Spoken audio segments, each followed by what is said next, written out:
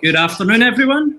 Welcome to the very first Billy's Talent Pipeline, Talent Pipe Chat. What did we call it? Talent Pipeline, Talent Pipe Chat, Talent Pipe something. Anyway, thanks very much for joining us, coming on board. I'm really delighted to be joined this afternoon by a couple of recruitment legends. We have got Aaron Lintz. Aaron, do you want to say hello to everyone who joined us? Welcome, everybody. Great to be here. Aaron, your current job title, CRM manager, CRM and database manager at Snow Software. Is that right? Yeah, but the behind the scenes nerd. I just whatever they ask me to do. Usually, the more anything technology, I can admin and play around with and make the most of. Cool. Well, and Aaron is kind of underselling himself there. If you ever want an attendee list hacked, then give Aaron a shout. He'll be more than happy to talk about it. Aaron and I have done some projects together over the past few years, so I'm really happy to have him on board. And only met you for the first time actually 2 weeks ago in Amsterdam. Thanks to the social media thing, I met you 4 or 5 years ago, and we've chatted and solved some problems together. And it's what I love about this community. It really is a bunch of people.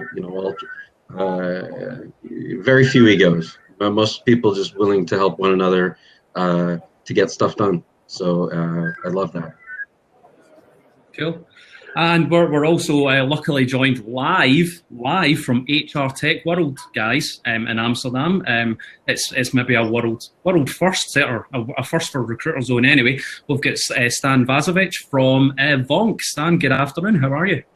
Good afternoon, Billy. Pleasure to be here. I'm terrific. As you said, going live from HR Tech. What a treat. So we'll look forward to this podcast. Fantastic. Stan, what are you working on at HR Tech World? What are you doing, and what are you hoping to achieve there? All right. So the company I work for, VONQ, is a leader in recruitment marketing. What we try to do is just spread the word, help sourcers, HR executives, talent acquisition experts wake up to the possibilities of online advertisement. And we're just having a ball here. I'll show you around at our stand. And it's been going quite crazy here. I think over 3,000 attendees in 2 days. So having a ball, having a lot of fun here. Are the candidate.ID guys? Are we close by to you? Have you bumped into Adam and Scott today? We did. They're not really close by, but we did bump into them. I think they were enjoying the event as well, having some quality conversations. So doing really good. Good stuff. Okay, well, today what I wanted to talk to everyone about was something a bit close to my heart. I've worked with a number of recruitment teams over the years, both for the agencies that I've worked with and with our clients. And one thing that really strikes me about recruitment functions, and I'm going to try not to be too critical here, but there's a real lack of proactivity in my view in recruitment. I think recruitment teams can be a little bit too reactive. I think they can hesitate sometimes to work in a manner that really helps their strategic business goals, that helps them add real value and actually be seen to be adding real strategic value to the business. And I think there's a few reasons for that, which we can go into, but something it's quite interesting to bring both Aaron and Stan into this conversation. Aaron coming at it from a sourcing perspective, but also a CRM perspective. Stan coming in at it from a marketing perspective. Stan, to bring you in, what do you think? Do you think recruitment teams are proactive? Do you disagree with me? What are your views on the topic?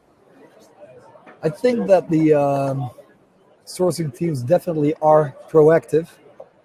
I would say that they might not be that strategic though.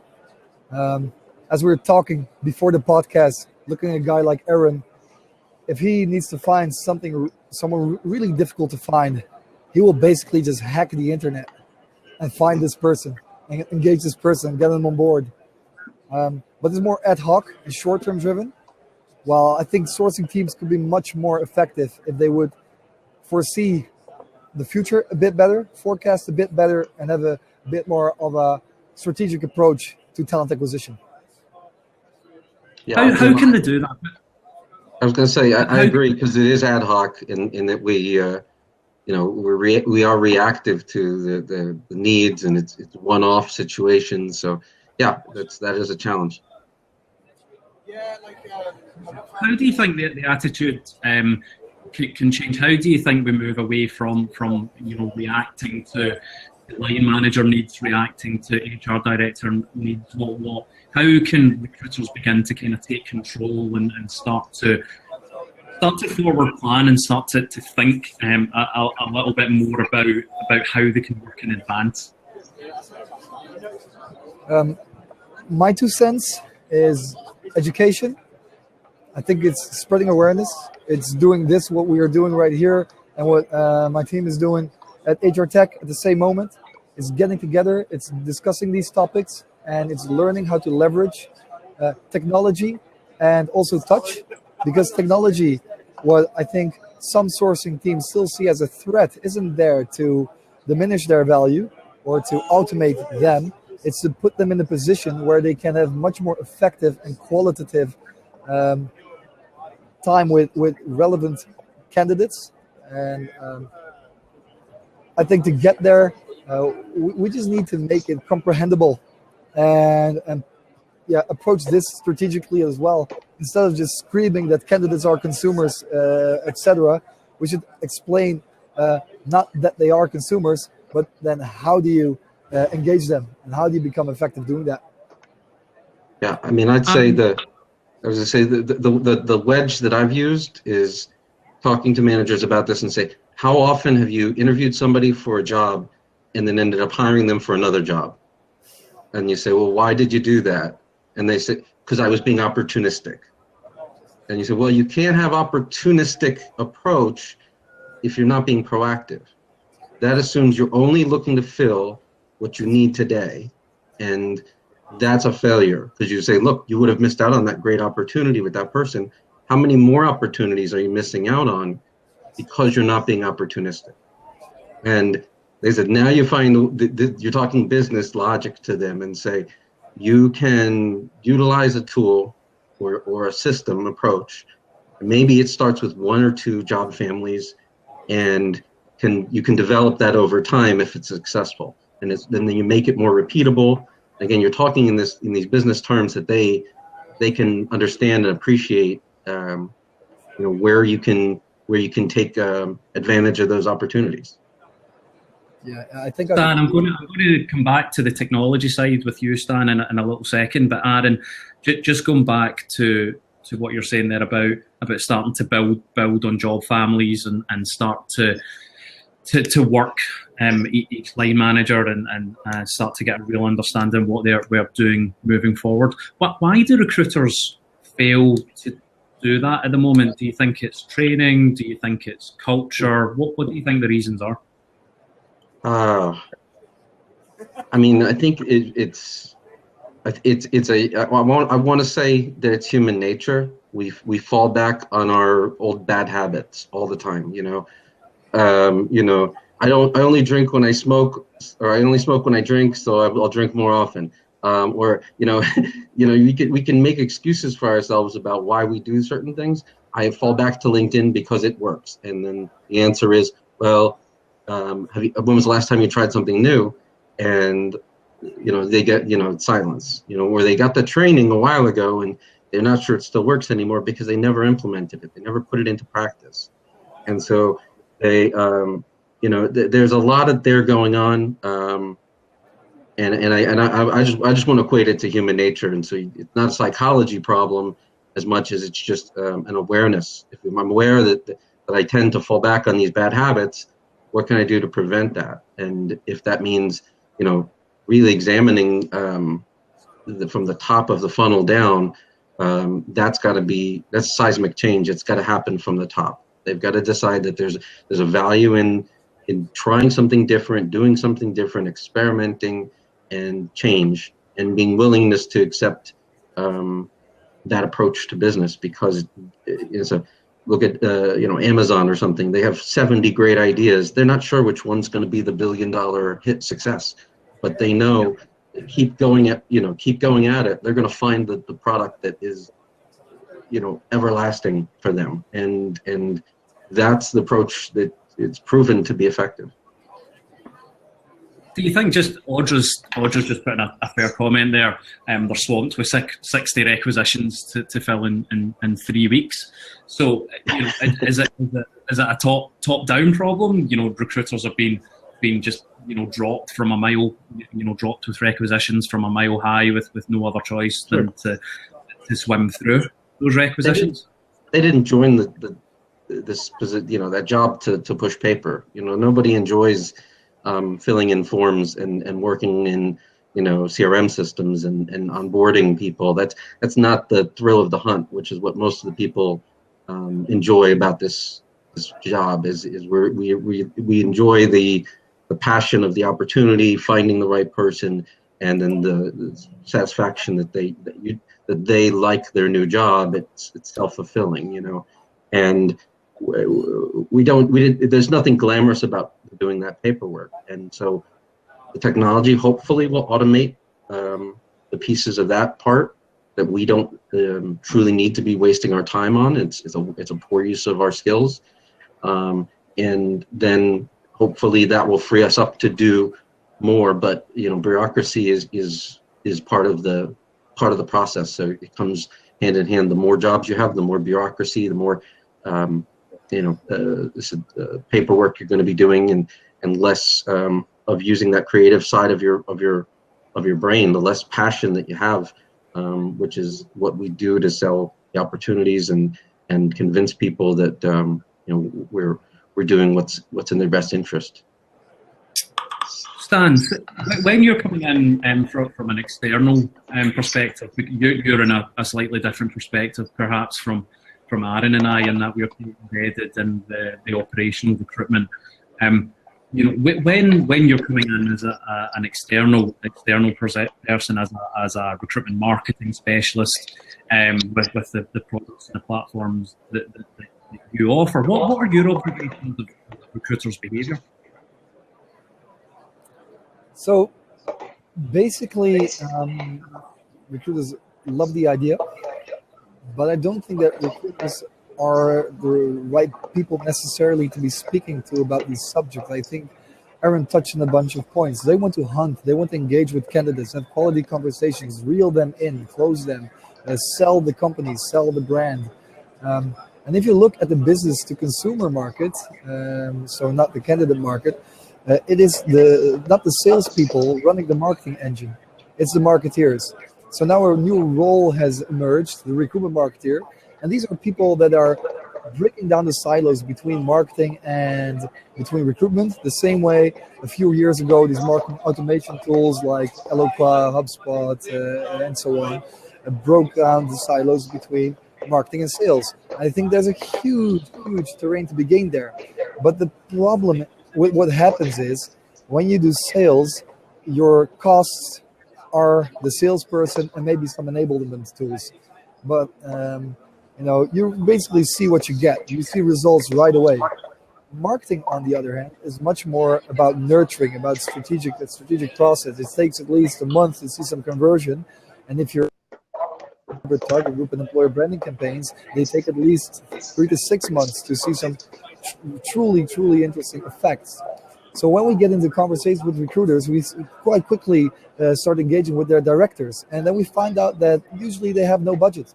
Because again, to be honest, the recruitment departments of these large enterprises are the last ones to get money, especially when the enterprises have a big brand. I won't name any names, but I can name many names, that these people are spending 30% of their annual revenue on marketing of their products and services. But the people, that really important ingredient in making a successful business, get no recruitment marketing budget. So that's a problem. And the problem before that is that the recruitment director hasn't really learned how to forecast technology, how to forecast recruitment marketing budget. There's no tools. Google it. It's not available yet. We're actually writing a blog about it, and I'm going to do something about that with Ellen Walker, with Chat Talent, because we see there's a big gap there. They just don't know how to go to the CFO and say, hey, give me some of that marketing budget that you're giving to the CMO, and let me show you the results I can achieve for our brand, our image, our exposure, and our conversion to qualitative candidates.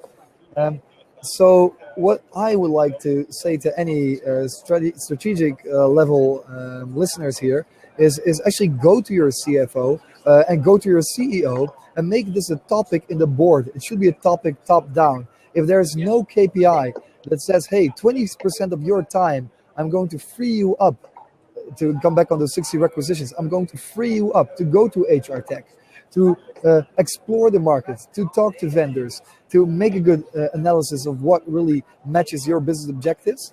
Unless that happens top down, it's swimming up against the current for many of these recruiters and recruitment directors, although they see the value. And I think we as a ecosystem, as an industry, should put recruitment budget on the agenda of the supervisory boards and the leaderships. Where do I start, Stan? Where do I? So if I want to take some measurements to the board to build my business case for that spend, where do I start? What do I do? All right, so I'm sorry, but I have to preach for my own. That's okay. I have to do it, but there's more of us, so we're not the only ones. What we do, we possess these immense data lakes. Now, we have 1,100 large enterprise customers all over the world. And every interaction that candidates have with our job ads, but also the content that we help them distribute, like employer branding videos or in-depth interviews or hackathons, whatever. Every interaction is measured. So we can basically predict, based on those interactions, how many impressions, views, clicks you need to convert that into interviews and into hires. And that's something that you should start with. So if you are able to tell us, hey, I need 30 software developers in 2018, then we can basically calculate that back for you into applicants, views, clicks, impressions. And an impression and a click has a certain value. And although they have a sort of influx, we are pretty well able to give you the average. And that gives you a really strong business case that you can then go back to with leadership. And you can say, hey, I'm spending this amount on agencies. Our referral program is doing pretty well, but hey, I'm spending this amount on referrals, plus it's really one-on-one. It's really leveraging our assets. And then I'm sourcing the heck out of my day. And it's getting us this many applicants. Well, I cost this. My enablement tools cost this. So this is the cost per hire. By using recruitment marketing technology and data, I can cut that to an X amount of money, half of that, a third of that. We have business cases where we decreased the cost per hire by 80%. For Nature's Pride, I can name that account because it's a reference case that's on our website.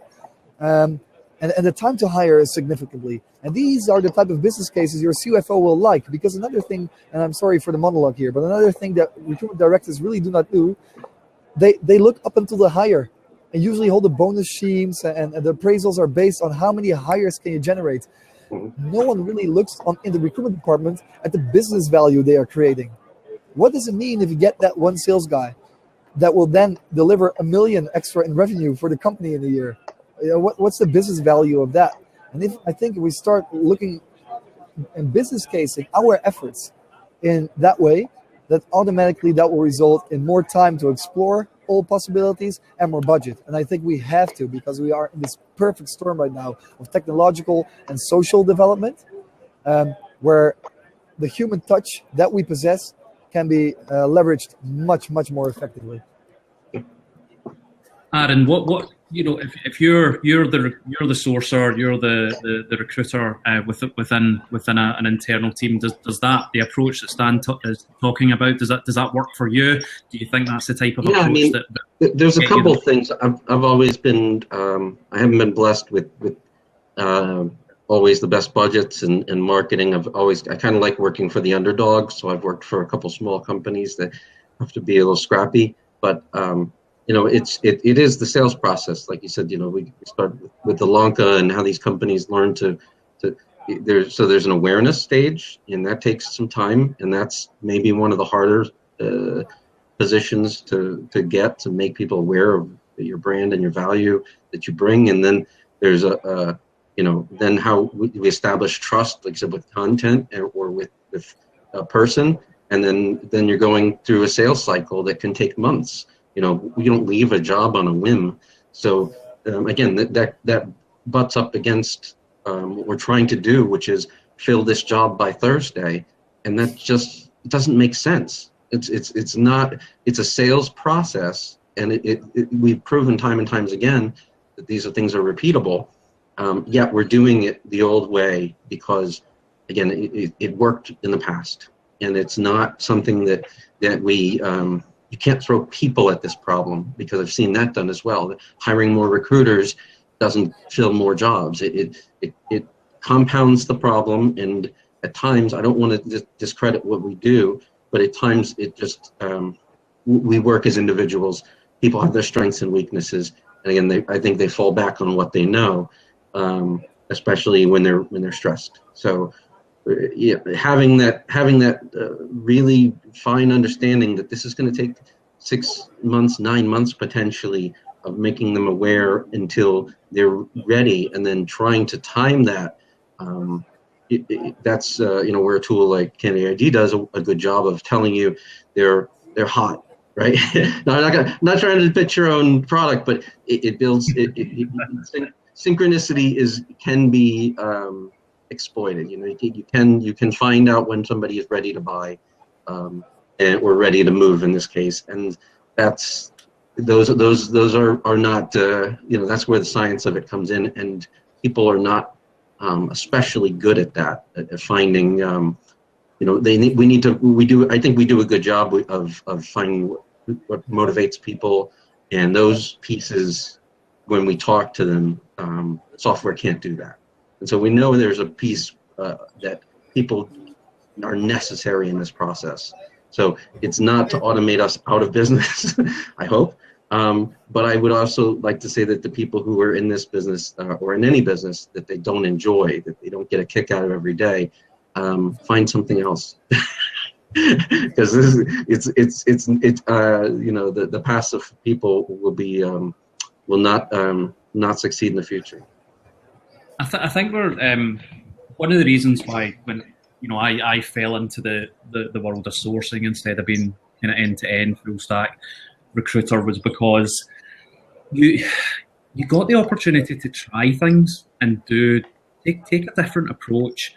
Run processes, run campaigns, and run products that you could probably get away with doing without. You could do it under the radar. It's almost like guerrilla recruiting to a degree. You could try different tools that didn't cost much, different processes, different types of language.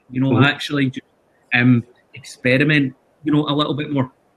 And I feel like culturally, I think a lot of businesses and businesses that I've worked with in the past, and businesses who I've worked on behalf of in the past, are just terrified of doing something wrong.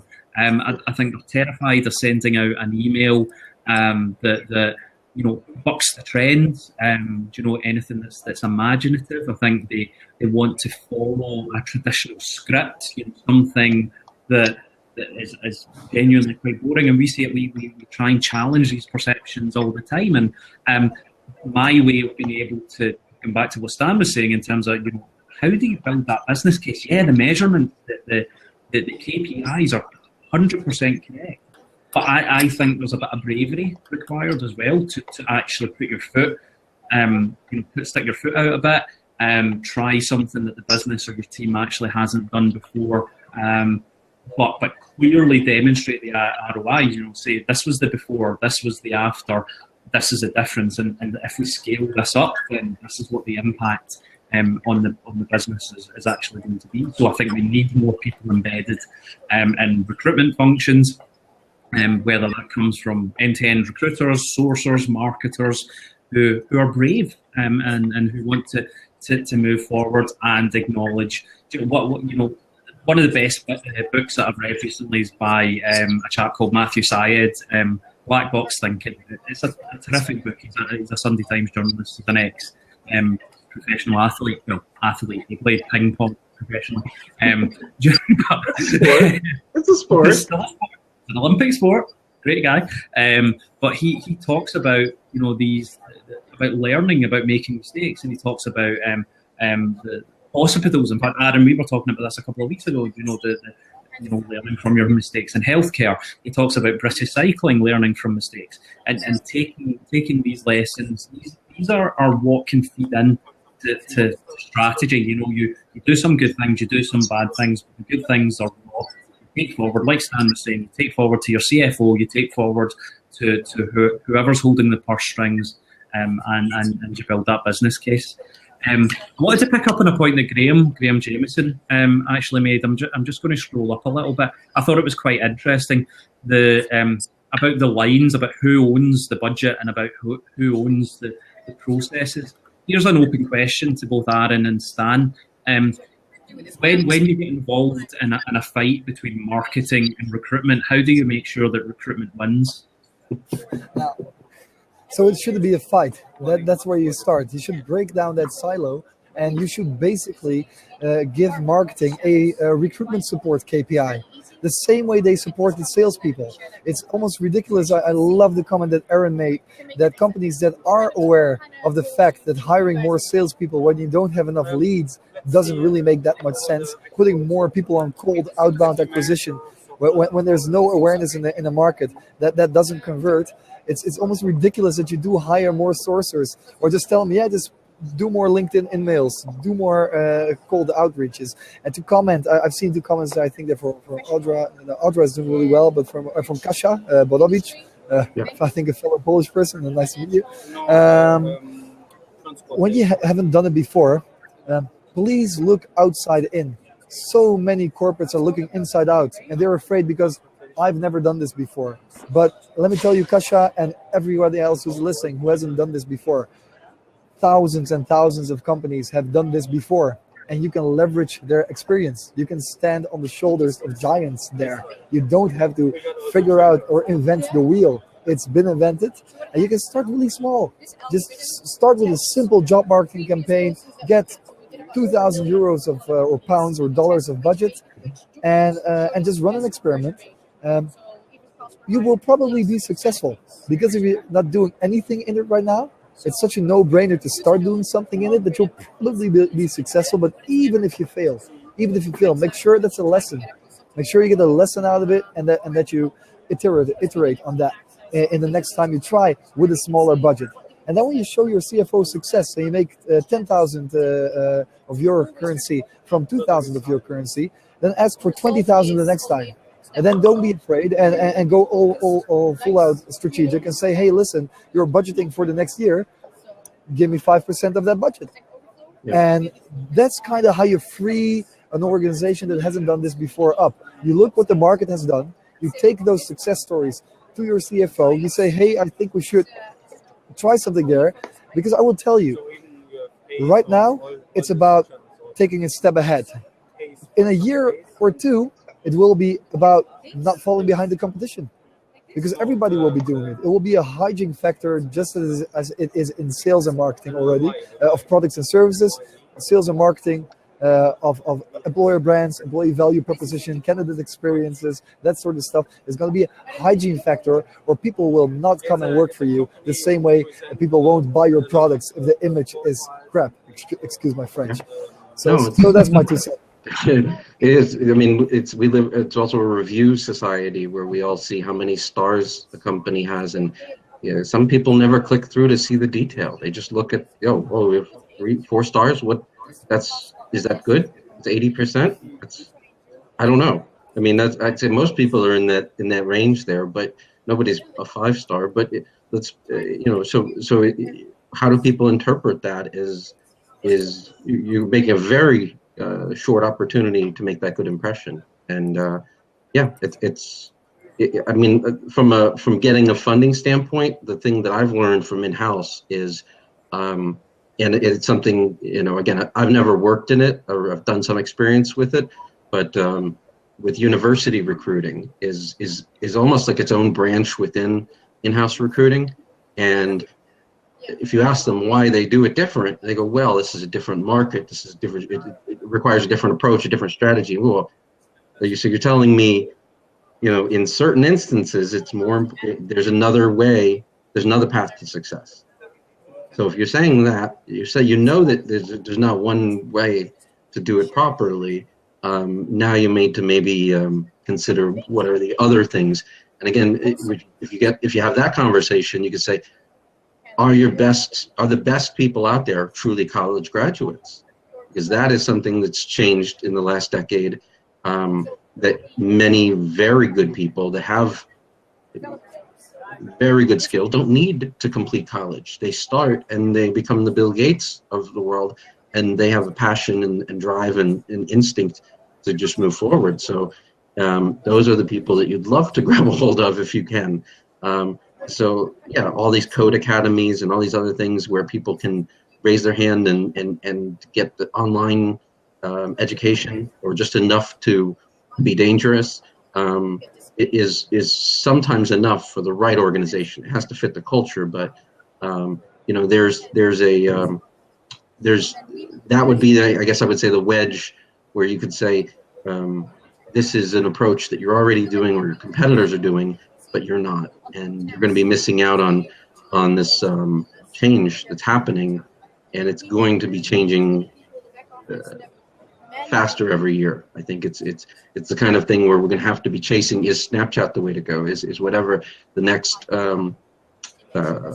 channel forward a good approach? Well, we won't know until we experiment, or until we have the data to validate that. So yeah, there's a lot of experimentation required. So yeah, it's going to be companies that see that and see the opportunity, and the others that truly don't. And I'd rather be on the winning side. Wait, that's an interesting point from Paula that I've just seen. If a company has got an employer branding team, that's basically a recruitment marketing team, isn't it? Is there a difference between an employer branding team and a recruitment marketing team? In my eyes, I don't think there is a difference. But Stan, Aaron, is there any real difference? And are they do companies have both, or are they one and the same? I think it's a semantic question almost. Some employer branding teams are recruitment marketing teams, but employer branding is also about creating your candidate personas, knowing who works for you and who you want to attract, and then creating content that resonates really well with that sort of target audience with it. So you see companies that have an employer branding team that really focus on that. They really look inside, and then they create the right content. And then the recruitment marketing team is more about the distribution. So figuring out what channels are the best, like Aaron said, Snapchat, which for graduates is good. We leverage Snapchat as well, or Tinder, or all these social media. And then for academics, you have other niche channels that are really relevant. That's more the distribution. But there are employer branding teams that also do the distribution, and that's great. Yeah, that's the way to approach it, actually. But this is a semantic thing. You have recruitment marketing teams that also do employer branding. Basically, there's 3 levels that you can operate at. One is the job marketing. That's more of the ad hoc solution. The level above that are the target group campaigns based on a specific target persona to really create an image that resonates with that target audience. And then above that, overarchingly, you have the employer brand that encompasses all of those different groups and that needs to positively impact the target group campaigns and the job marketing campaigns. That's kind of how that works. Another question from Iker. Delighted he could join us. Despite what Stephen O'Donnell says, we're not separated at birth, Iker and I. Cheeky little cheeky little question the other day from him. Is using targeted advertising so different from going to a job board to post a job? Yeah. You know, for me, there is a difference because so I started in recruitment in 2005, recruiting financial advisors in Glasgow. We would go to the specific job boards where we knew that financial advisors were hanging out. Now I use Facebook to target adverts because I know everyone hangs out there, but I can specifically target the advert to people who are financial advisors within there. So I think it is different. Actually, you're going to where people are naturally hanging out as human beings, as opposed to going to where they're artificially hanging out in job boards. As much as job boards are part of a holistic recruitment strategy in most sectors, that they are needed. There's very few people that can deny that, but I think you have to balance it out by making sure you're including places where people organically will just hang out without even thinking about the reason why, thinking about looking for a job or thinking about being approached by a recruiter or anything like that. Yeah, you're absolutely right, Billy. And I will tell you one thing about that. There is no Holy Grail. So you see these programmatic advertisement companies popping up as mushrooms everywhere, because the same way cloud computing got really cheap and easy to create, that's happening to programmatic right now. You can almost do it in your basement, buy in some programmatic APIs and start advertising programmatically on Instagram, Facebook, etc. Everything that has a CPC model. Then there's the job boards that people pronounced dead 10 years ago that are still converting really well. The generic ones, the niche ones. Then there's the online communities like a Kaggle for data scientists or GitHub for coders. And then there's the niche websites where people just come to discuss topics that they find are interesting, or watch videos or read interviews. And what we've experienced from our 11 years of doing this is that the mix is the key. One target audience needs some social, a bit of generic, and niche. The other ones don't do social at all. They just go to the niche and another one. So it's finding the right mix of channels. And if you're using one channel and it's converting pretty good already, then I can stick my hand into some fire that if you add the right mix of channels to it, it'll convert even more.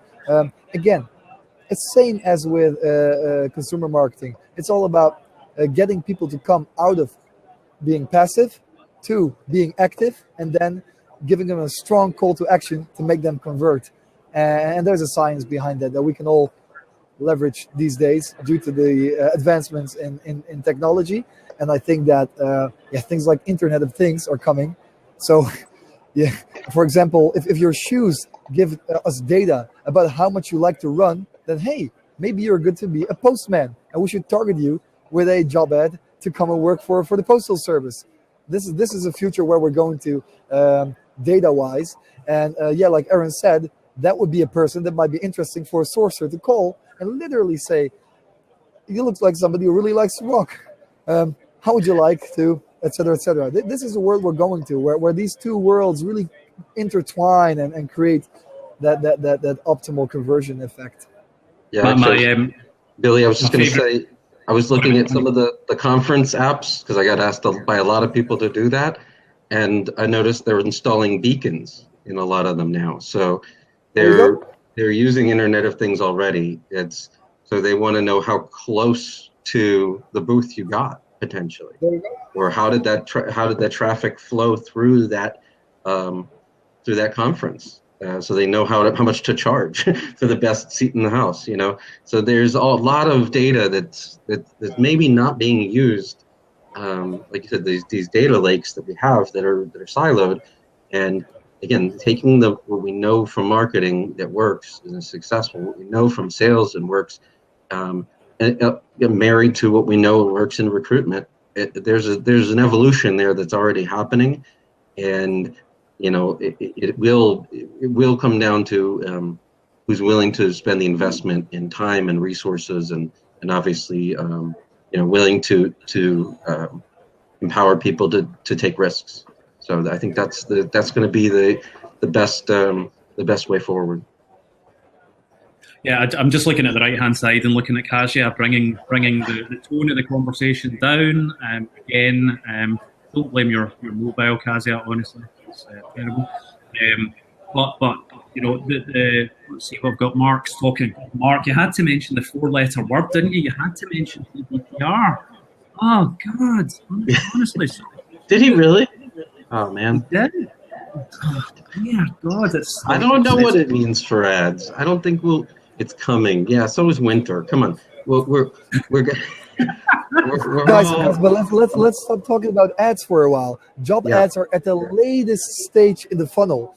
Even when we do a campaign of a month, we start with social. We show a cool visual of your company, a cool video of your company. Then we go to maybe some other in-depth stories about somebody who's working there who really likes it. And we only put them on the timeline of the people that actually clicked or watched the visual. Then somebody goes to his partner or her partner and says, hey, I saw this job on Facebook. Let's see, I'll Google it. And because you Googled it, Google remarkets you on YouTube when you go to see your latest Ronaldinho highlights and shows you a video of your company. It's all about that content first. And when the content resonates well with those type of people, those are the people that you then confront with a call to action like, hey, apply for this job. But it's not just about posting job ads blindly anymore. We are way past that. And the funny thing is, many people thinking about recruitment marketing are still doing that, are just thinking it's posting and praying on 1 or 2 channels. But it's the mix. That's it's the what, is the job, is the brand, and obviously is the how. So what kind of content am I using at what point in the candidate journey to create an optimal candidate experience? That's the key to being successful in this realm. Yeah, and I think it's about I've got a massive problem with a lot of programmatic that's going on just now. It's badly targeted. It's far too specific. It tries to be too specific. It targets. I get targeted. My degree, my college degree was accountancy. I get targeted with jobs for accountants all the time. Because it's poor, really, really poor targeting. So stay at the top of the funnel. Actually, don't be so specific. Stick up at that awareness and education stage. We get the best results with clients where it's not recruitment branding that we send out. It's not employer branding. It's top of funnel content. It's middle of funnel content. It's cool stuff about the products that the company actually works on. It's cool stuff about the conferences that have happened and the speakers that have actually been at the conference. Stick at that level. Stay up there. Whether it's you're using email to serve that out, whether you're using Programmatic, whatever channel it is, stick there. When candidates are ready, they'll move themselves down that funnel. They will move, and you'll be front of mind. You'll be one of the first organisations that they think of because you've given them good stuff, because you haven't tried to sell a job rather than constantly being served stupid, crap, shit adverts by businesses touting to be programmatic specialists that aren't relevant at all. I'm getting everything from, they're basically doing it based on location at the moment. I'm getting targeted with every kind of job that there is in Glasgow. There's no excuse. You can be more targeted than that. Absolutely true. Cool. So, right, we've got a couple of minutes left. I wanted to finish up quite promptly. Anybody who's with us, if you've got any more questions, please put them in just now, just while we wrap up. So, Aaron, just to finish off, your number one tip for sourcers to be proactive, what would that be? To be proactive, so even if you don't have a CRM or some system of record that's other than your ATS, think about lexicon and how what language matters. I think the biggest thing that I've come and either fixed or just ripped up and burned out was how systems tag their people, and they would tag them for a software skill. And that's the same software skill that I can look up the keyword and find their resume from or CV from. So that's not a useful tag. And so, like the example we were talking about, like a sales recruiting, is is brilliant because we do it. You do it everywhere around the world, any city, state, country. Pre-sales or sales is the same skill set, so it's highly repeatable. And if you come up with these are the people who sell to small medium business. These are the people who sell to enterprise. These are the named or key accounts people, and or these are the verticals that they sell in, or this is how they approach the channel, and have over and underlapping tags. Now all of a sudden you have some data that you can show to your boss to say, in this market we've already pre-identified 35 enterprise level people, and we're just ready to approach them. You've done that in LinkedIn or with your spreadsheet even, and you're telling the story with data, which is what we hope to achieve with some better, more refined tools. But when you start thinking about it in that approach, and you say, well, is 35 enough? No. If we have to reach 50 people to get 5 replies, then we need to allocate our time to find more people. So it's only until you've taken the time to build a structure and have people continue to use that structure and see the value in it. Now you can prioritize your time. Now you can allot your positions to the right recruiters.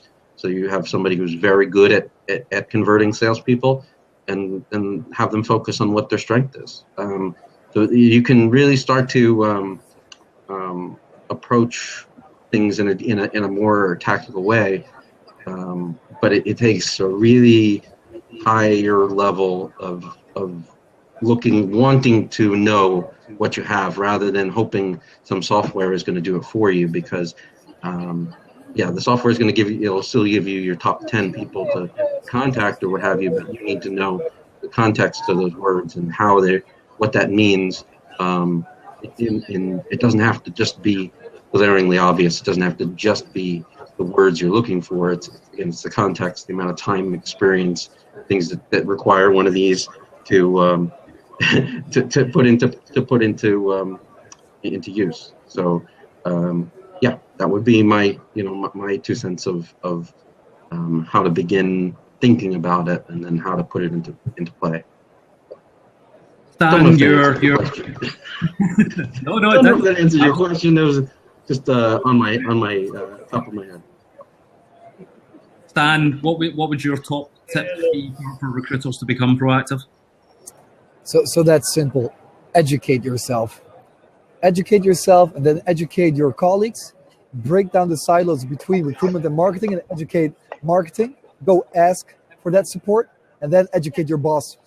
And make sure you get the time, and you will see that you will be successful, because we are living again in this perfect storm of technological and social development. You educate yourself, you educate your company, look outside in, and you'll be successful, I promise.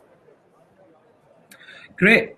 Well, thank you all very, very much. Now I'm just looking at the schedule for Recruiter Zone, and I think up next on Thursday, Stephen's presenting Recruitment Relay with Katrina Hutchison-O'Neill and Chris Ray, and then Recruiting Jim's Secrets of a Mediocre Recruiter is on Monday, and then candidate.ID, we are back on Tuesday. I think Adam's with Kazia, isn't she? I think on Tuesday. So please be sure to tune in to Recruiter Zone. Make sure you subscribe. Many thanks to Stan. Thanks for taking the time from HR Tech World. I know it's really busy. Absolute pleasure, Billy. Aaron, thanks so much for joining in, and I hope you all enjoy the rest of your day. Will do. Cheers. Thanks all. Cheers, guys. Bye-bye. Bye.